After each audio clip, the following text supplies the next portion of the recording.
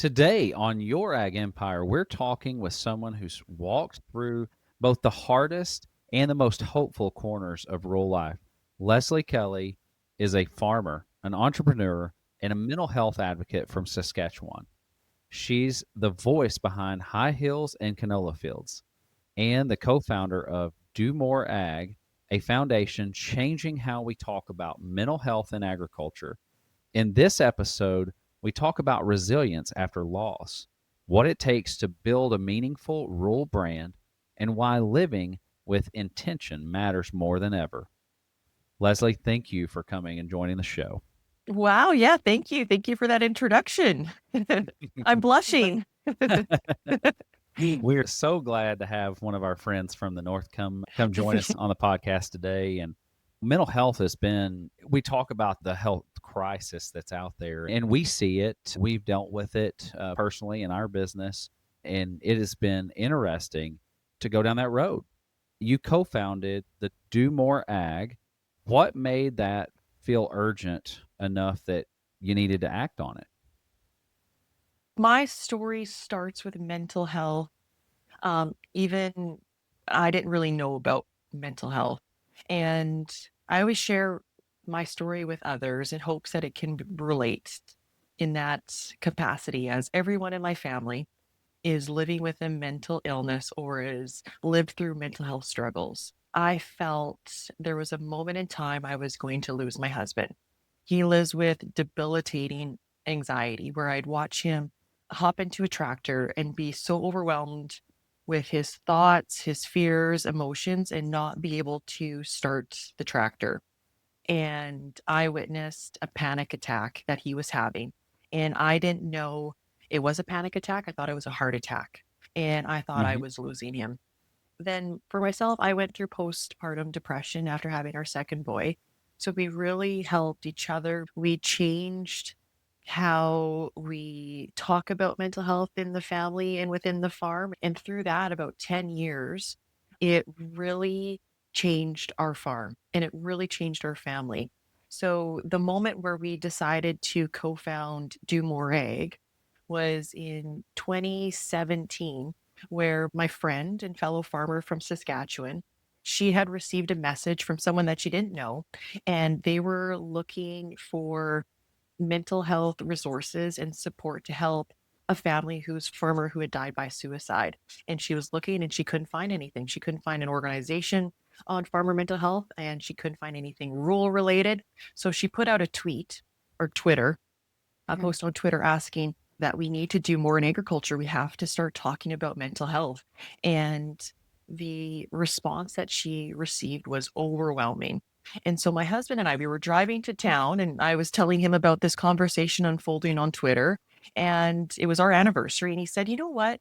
He said, people are saying that we should talk about it, but no one's still really talking about it. And he said, let's talk about it. Let's share.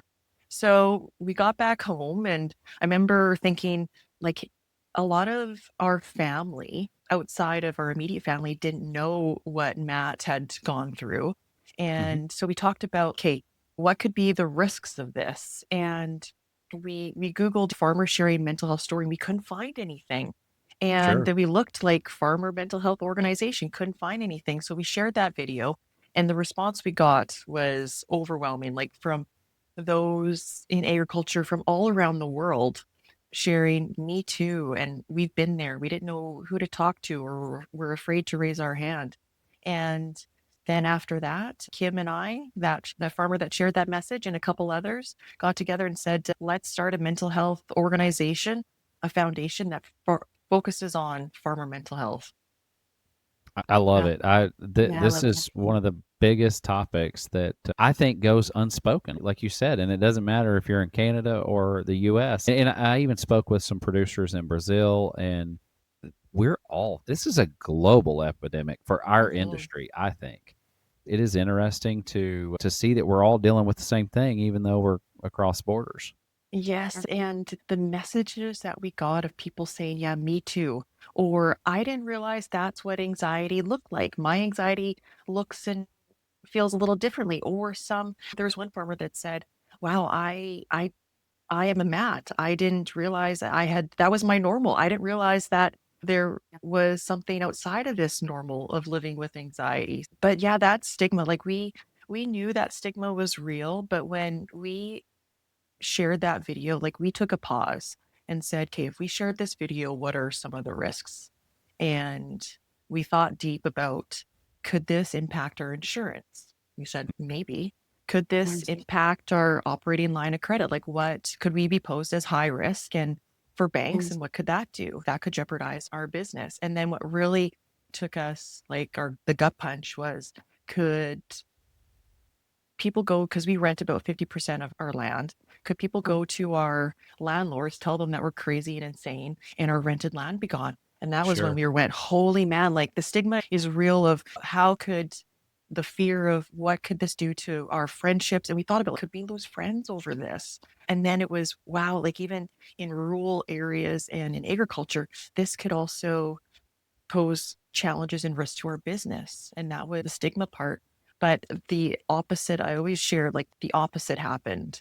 Those risks never happened. We had our bank phone and say, thank you, because we talk about this every day. And this really Right. helps unfold this conversation. And hugs from our business partners and landlords and neighbors. Like it just, to me, was heartbreaking knowing that we've lived in so much fear, and it was the community that really rallied behind us to get us over that hump of, should we share? And wow, we shared and look what it could do. Absolutely. Yeah. Yeah. It's great. What, Go ahead, Holly. what I have a feeling Jonathan mentioned about how mental health issues and crises can look the same across borders, but from your perspective and all that those that you have dealt with through DUAR, what are some of the mental health challenges that you find unique to farmers and their rural folks? I get the question a lot when I share to those outside of agriculture, like, why mental health in agriculture? What makes you guys unique or special? Like, why should you get these resources? And for access in rural areas is hard. There's stats where if you live in an urban area, you have access to a mental health professional 200% times more or better. And it's the nature of work that we do. We live further from urban areas for our, work long hours in some intense times, and it's a struggle to get off a piece of equipment or leave animals and drive 4 6 hours every 2 days 3 days every week to see a mental health professional.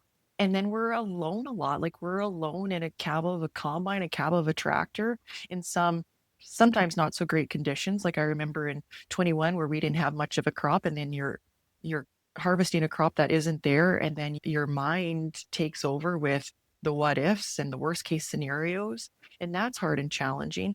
And then it's the pressures of what we deal with every day as farmers. I love to farm. I love growing a crop. I love working with my family, but those extra dynamics can be stressful. The weight of the world on your shoulders when you're a fifth generation farm, and you know how much debt you have, and if you go through a couple years, the pressure of, wow, could the farm be done in this generation?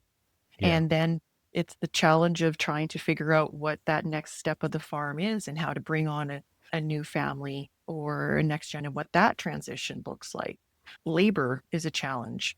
We have long laundry lists to do, and sometimes finding the right people at the right time to help can be a stress. Weather, markets, like every day on the farm brings a Everything. unique set of challenges. And sometimes it can be all at once or one thing after another that can really um, take over it and be a huge amount of pressure and stress, which then can lead into some mental health challenges, unfortunately. Yeah, I think for our non-ag business listeners and our cohorts that are in the city, I think they struggle to see our struggles that are out here from a business perspective. And I think we wear that heavily. The stress that we have from, like you said, maybe you have two bad years and you're like, I can't, we need a home run on this third one to make up for 2 years. And we've Mhm. got to supply some revenue so that we can live for this year. Like They don't understand that we can go multiple years without any income or very little, and we've got a bank that's wanting to get paid back, and we Yep. want to pay them back. Living with that kind of stress, I think, is really hard. I know Holly has a medical background, and how does stress and anxiety manifest itself physically on these farmers and ranchers? I think he brings up a good point. Honestly, a lot of times I think it creeps in slowly and silently until it's become something, and then the stigma piece potentially comes in, and then they don't want to seek help. However, what happens is I think it manifests physically. I have my own personal health journey. Yes, I have a medical background, and I even think I like creep in. Honestly, probably being more aware than most because of my professional pursuits before jumping full time into farming and helping out with Empire Ag and Empire Financial Services. And it's been interesting. So I really love what you're doing and that you're bringing light to it and the aha moments, because it I think it almost takes someone else to turn the light bulb on for you before you realize, hey, I am normal. It's normal, and I'm not alone, and there's a way out. Absolutely. And that was the scenario with my husband. We need a certain amount of stress, anxiety to be productive and work. And Matt said that his anxiety prior to being involved in the farm, because he's the son-in-law coming into my family farm, he worked in the oil field and he was a one team person. And he said he that really helped him in those situations. He really thrived in that type of job setting, but then moved to the farm where we went into financial distress. He built a couple businesses to help us get through that financial time. And then he said it was the notion of, because he was coming into our farm, he felt that the only way he could provide value was to be the first one up and the last one to go to bed, to always be working. Then that extra pressure, he was commuting because we were living in a city. So he was away from his family, living in a camper. And it just started to slowly manifest until suffering from panic attacks. And I didn't realize that when I found him having that panic attack in our home, that was probably his sixth one. And it was me Oh, saying wow. that we have to do things differently and we're going to get through this. Not you, but we're going to get through this. And he said that was the first step for him um, to access and know that he needed the extra support that he deserved. Mhm. Well, what's something that you wish more people understood about being a peer supporter? That as a peer supporter, like no one knows what another farmer goes through than another farmer. Mhm. And that if you are struggling, um, that there are people within your family, your community in agriculture that can help you, that have lived these experiences that are relevant, relatable to you, and that you can lean on them in those really hard times. And they can help you get the support, be that care person to help you get even more support as well. It's like the first step to helping you get some of that weight of the world off of your shoulders and can help you find further access to that support. So people within your community can be life-saving and life-changing in times of need. I think that's the thing is, like you said earlier, I do feel like in our ag community there is that stigma of I don't want anybody to know my weakness. And I think if you can find those people that are in your wheelhouse that, yeah, they've lived through that and you will survive and you're worth more than all the negativity the big cloud that you've got surrounding you, I think is huge. And I think we need more out there, more folks out there that know they can access and be a part of those folks. And I think a beautiful thing that came out of COVID, if you want to put it that way, is, and hopefully it's like this up there in Canada as well, but this remote access to help. Mhm. You mentioned, Leslie, that it's really hard to jump off the tractor or lead the animals and drive a distance. And we have found the accessibility to have significantly improved to our areas because now you can do a therapy session, gosh, in the combine or in the tractor. via Zoom, or even if you need to hop off and go inside, you can probably do a Zoom for an hour.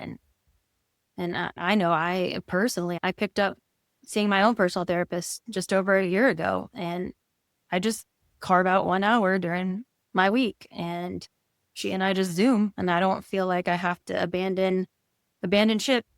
Amazing. Yeah. And so I think personally, I feel like that has been a big thing, because that I will say that just the driving was a big hindrance, even for Mhm. myself, to not probably seek help that I needed to, because I didn't feel like I could quote unquote lose half a day or 1 hour of something I really needed. I just wasn't making the time for, or couldn't just.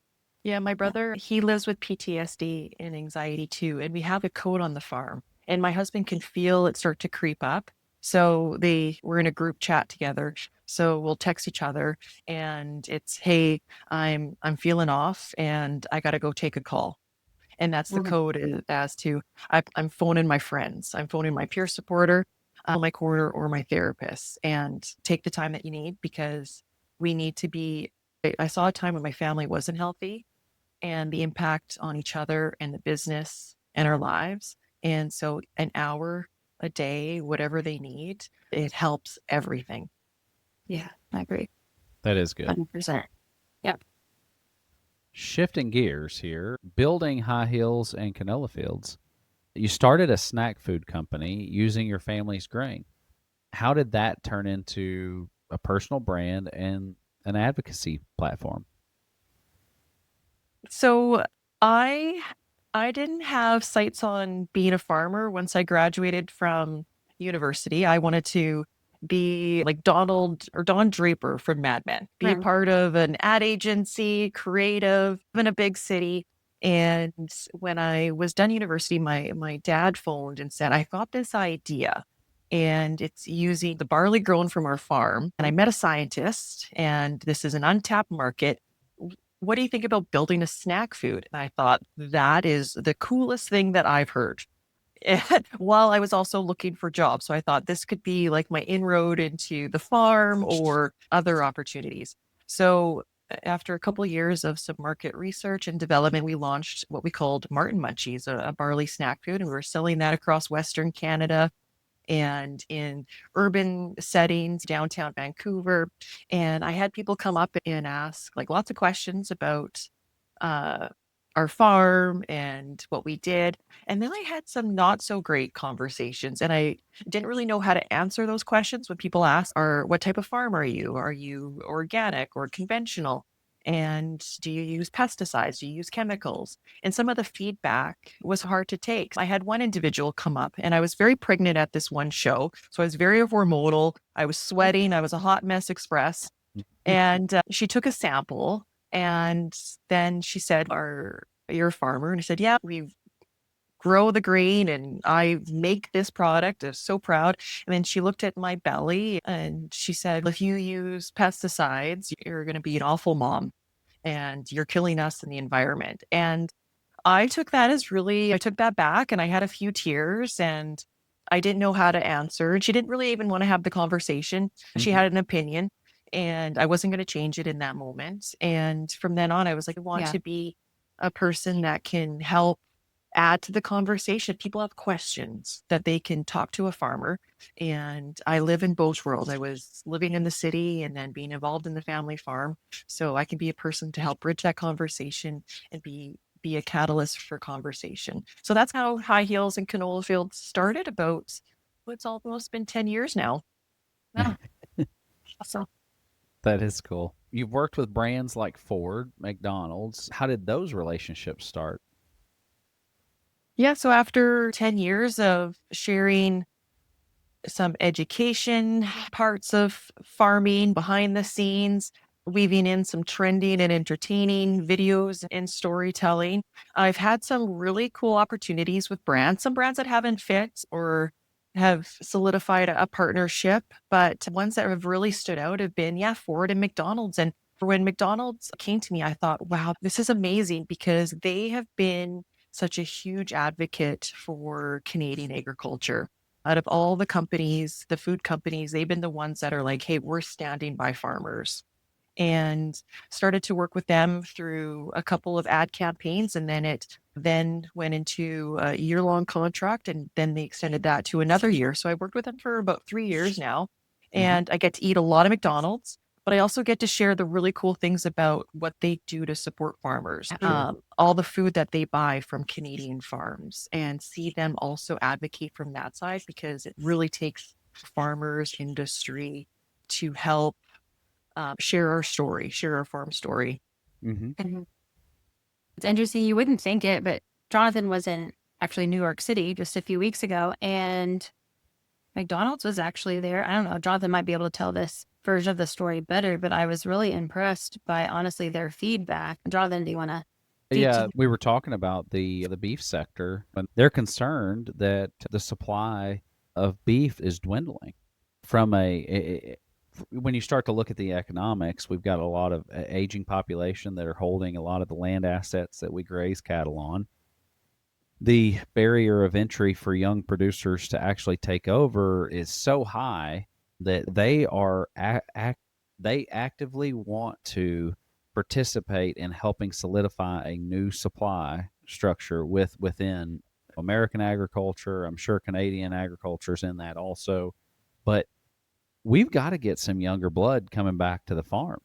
And it may not be your kids. It may be that you've got somebody that is wanting to be there. They the skin in the game isn't large enough, or they can't get access to capital. And that's where, like, we've talked about trying to set up some programs that we could help those farmers, those young guys that want to get started, and they've got to have such a large operation in order to just to cash flow, just to Mhm. make I money. don't know. For me, I think when he came back, I guess my takeaway was don't discount those large guys because they are actively seeking to help. I think Mm. now that was I was shocked. I'm not Yeah. gonna lie. Like I was shocked at how like go getter, how they wanted to find maybe not us, our community, the rural ag community. They wanted to find people that are interested and make sure that they're getting into this world. And hopefully through avenues like sharing your story and brand partnering and having an online voice. But I don't know. It was just a pretty interesting and neat that I don't know. That was something that stood out from the conversations that he brought home from that trip. Yeah, that's so cool. They are forward thinking, as they should be. They're McDonald's, Yeah. but how it's they're forward thinking from all levels, Mhm. which is great. It has to be 5, 10 years ago where they helped create the beef sustainability program in Canada, or then us farmers being told of this is how you need to grow. Doesn't matter if it's best practices. This is what consumers want, so you have to do it. They're like, how do we work together? How does it Hmm. work for us, the consumers and the farmer, and build this fantastic sustainability program? So I love how they're thinking what type of program or things that we can do to ensure the longevity, the Mhm. sustainability of the beef side of the beef sector. And talking with other farmers too, like we have pasture land Hmm. and it's not productive land for us, but it's if they're what can we do to help a young farmer and create a win-win for them to enter, become a farmer, become a rancher, and then Yeah. it also be good for our land. And yeah, so that's that to me, those are stories that just fill up my cup. I come home just it keeps me excited about our industry. Yeah. And I think I think we may be entering a phase where consolidation's not the answer.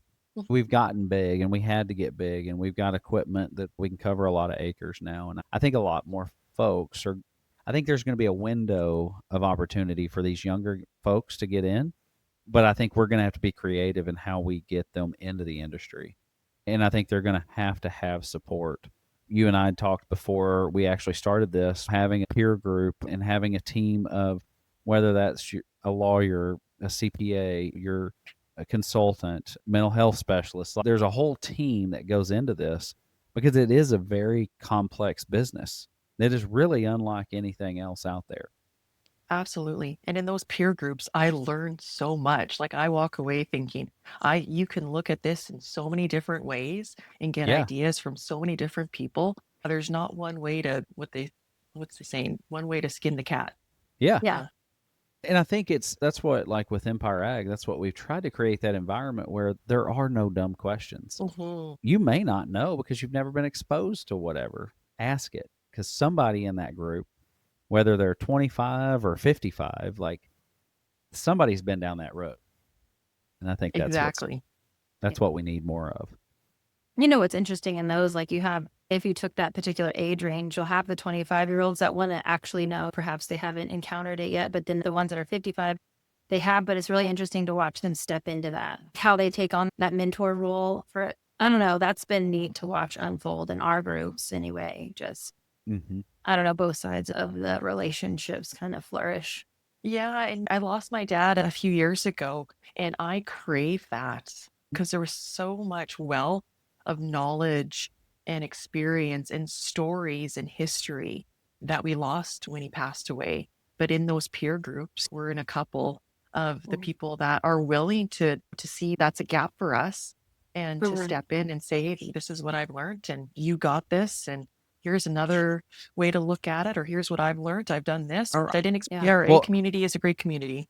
this segues perfectly into our next section, and stepping into leadership through loss. We just talked about you lost your dad to cancer and stepped into more responsibility on the farm and in leadership.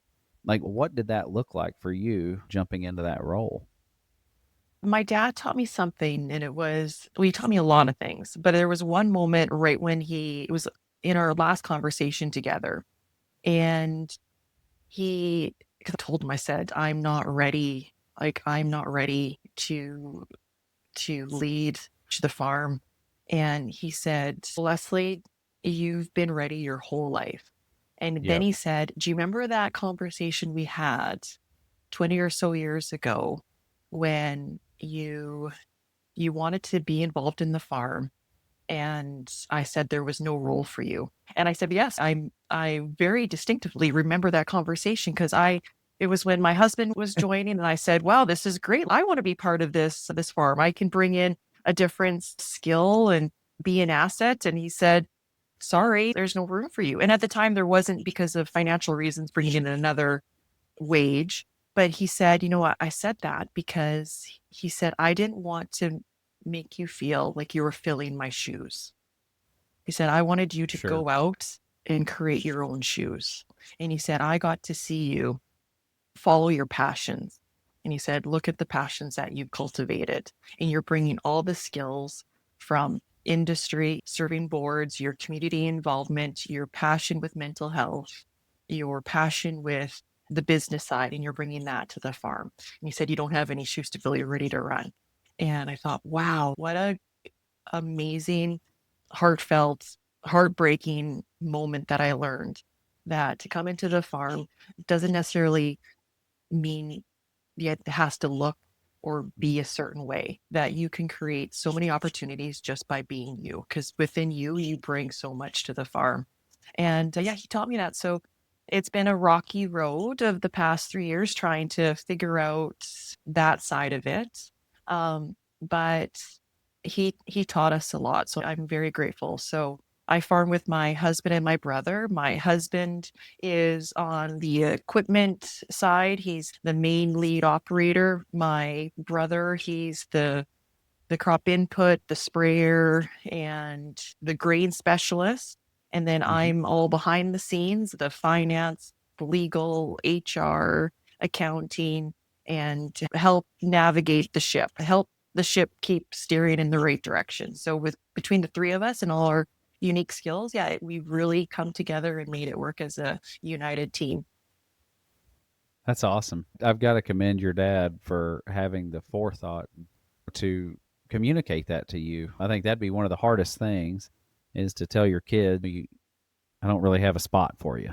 Knowing that you're really wanting them to go push for their passions, but you can't just come out and say that. You looking back on that is, to me, I think that's one of the hardest things in parenting, is how do you guide them where you know that they're going to go and they're going to find that spot. And I think you being a creative by heart, like, I think that from a passion standpoint, it really shows up in what you guys have created within the farm. So I commend Mhm. you. Yeah, I just think of the patience that he had to have. He went back to his house and he was stressed out thinking, Oh, yes. what is she going to do? Exactly. But wow, to sit back and then watch my story unfold. And for me, like I got our farm team was so great where I got to take time and Yeah, I was away a lot. Like I felt like I wasn't a contributing member of the farm because I had to travel with Do More Egg and I had sure. to leave my young family. And when you're on boards, you're away a lot and you travel. So my farm team and family really supported me to be able to go and do that. And the things that I was able to bring back to the farm, it was really a win-win. So yeah, I've had amazing leadership, and two of those people are my parents. Absolutely. In dealing with loss, what would you say to someone that's walking through transition and grief right now? Oh, the pain never really goes away, but I always think it's the love. It just has the love has to go somewhere. Mhm. And I lost my mother-in-law to a couple years ago, a year and a half ago. So Matt and I have dealt with the loss of our one of our parents, and Mhm. it's hard, but having that family, having people around you uh, that can pick you up and that you can lean on. And I'm so grateful for friends and our family, but just some days it was take it hour by hour and day by day. There were moments that I couldn't even open his laptop and get some of the work done. It took me an amazing amount of time, lots of tears, but day by day. And then it was when I did do something, man, did I celebrate, knowing that I had cheerleaders. I've got cheerleaders in heaven and cheerleaders on our farm team and in our family. So we celebrate the small wins a lot on the farm. And 21 was super hard because we didn't have much of a crop. We lost our leader, we lost my dad. But what we celebrated was in that hardest of times, we really came together. And that's what my dad wanted. I remember, like, in the start of the transition, when we were talking about the future of the farm and all these different paths we could go on. And he said, kids, if there's something that I know out of the 40 or so crops that I've grown, it's this. If you want to be successful, it isn't about how much land you have or the type of equipment you drive. It's about how we take care of each other and ourselves. And we really built the foundation of the farm based on that. And to look back 10 years and without him, and in that hard time say, hey, we really took care of each other and ourselves, that to me was our success. Yeah. How do Absolutely. we, I guess that's a good bridge into just balance. So we had to navigate the grief and the loss of dad and picking up, boy, all kinds of new pieces on the farm, but also you're a mom, farmer, podcaster, advocate, entrepreneur. How do you balance all that? I don't really, I It's try okay to to, have some chaos. yes, I like to be That's what our busy. therapists are for, right? I like to be busy. I like to contribute. But my family and I are really good at knowing when we need breaks, and we take many of them. And it depends on the season. Some seasons, like in seeding and harvest, our break, like some self care is just getting a hug from my family and my kids, or a hot shower. In the Mm. winter, in those times, I know it's a little bit different, but I try to help so I don't drop any balls. There's sometimes a lot of balls being juggled, but that's like being involved in the industry and do more and in my kids' sports and being in the farm, like that fills up my cup. So Yeah. knowing when, like we talked about before, my threshold and my normal looks different than my husband's, and Mhm. knowing I need to do things, small things every day, some Mhm. big things some other times that help keep me feeling balanced.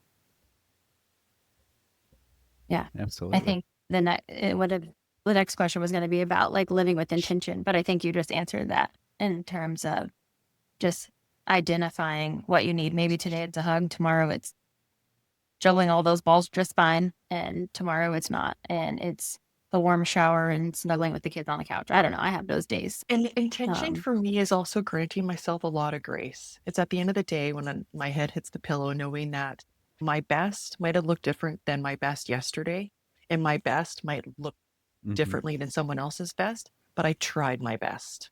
And that helps me sleep at night. Some things are outside of my control, but man, today I tried my best. And sometimes that could be sitting on the couch and watching a few hours of Netflix, but that's what I needed, and that was my best. Sure. yeah, yeah, 100%. You talk a lot about connection. What role has community played in your journey? Living in a small town, I leaned on like knowing, like I loved sports. And in order for me to do that, I had to lean on grandparents and my friends' parents in order to do those things.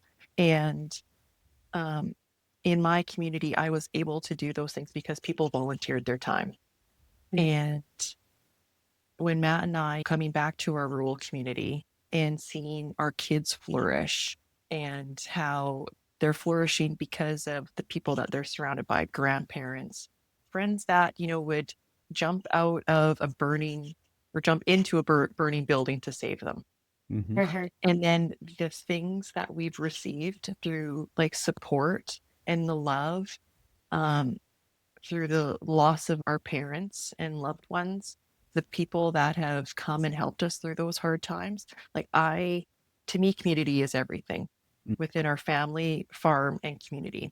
There are such amazing people out there that will pick you up, that will hug you, that will sit with you, that will try to save your life.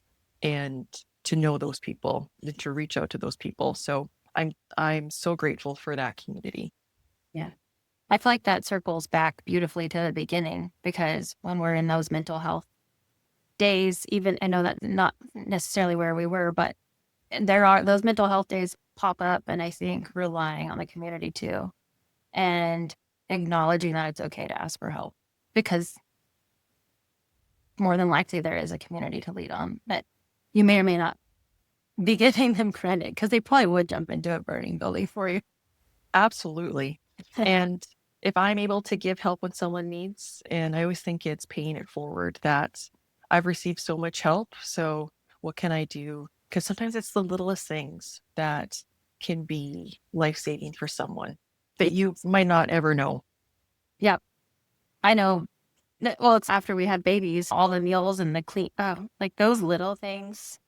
I don't know. I feel like they can carry on even after life, even if you're not, or even after birth. It's just going and cooking a meal for a friend or cleaning house, at least from a woman's perspective. Gosh, that's so small, but it's so huge. Huge Yeah. acts of Yes. service. Yes, Exactly. definitely. Definitely.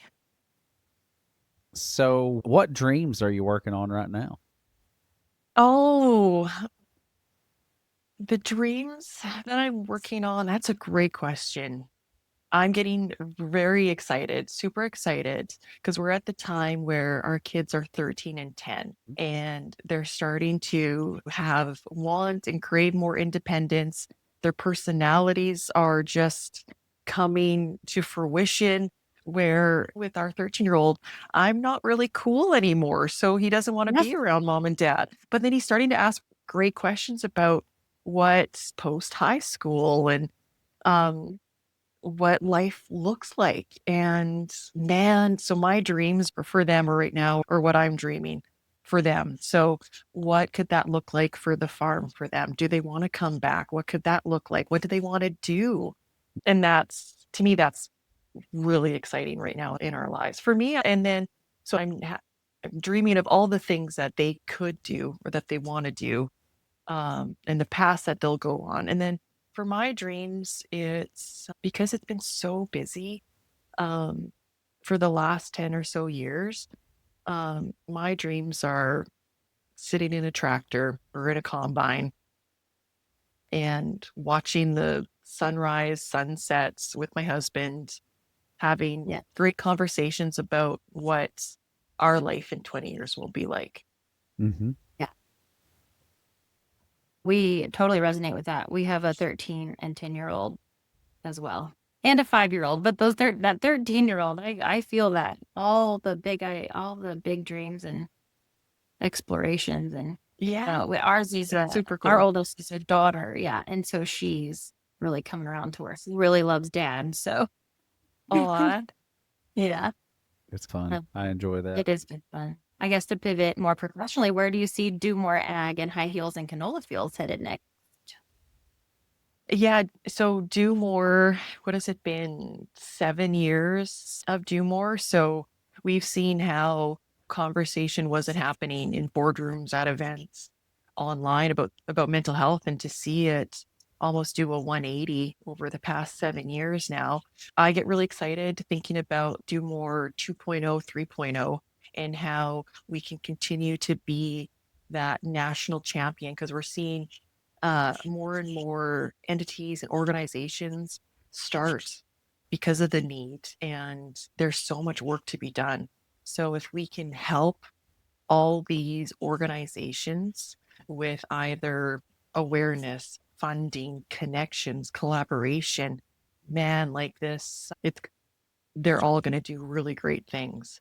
And for High Heels, been doing it for 10 years. And I think for me, it's just I get to explore some of my creative aspects and share the day in the life. And every day is different on the farm. So I'll keep continuing doing that. And now I see, since I've been doing it for a while, and now I'm in my mid 40s and have been volunteer on a few organizations, I'm getting to mentor people now Yeah. and step into that role. Before, when I started, I was the one getting menteed. So to become a mentor of people saying, "Hey, I've got questions," or "I really want to work with brands like this," or what are some things you've learned on social media, or how do I develop those connections? How do I get to be involved in a board? I get to start to do that. So I'm really excited for that chapter. Yeah. Yeah. That's great. Well, Lesley, where can people follow along with your work, support Do More Ag, or connect with you online? If you're looking for mental health resources, whether you're in Canada or the US, you can access that at domore.ag. There's Ag Talk, that's a 24/7 online peer-to-peer support platform. And you can access that. That's a great way to give and receive support. And there's also crisis lines, there's information, wellness tips, all at Do More Egg. And then for me, you can connect with me at High Heels and Canola Fields across social media, or highheelsandcanolafields.com. Awesome. Perfect. Well, thanks for tuning in to Your Ag Empire. If this conversation reminded you of the power of purpose and the need for honest talk in ag, share it with someone who needs it. Hit follow so you never miss out on a new episode, and we'll catch you next time. Be good at it.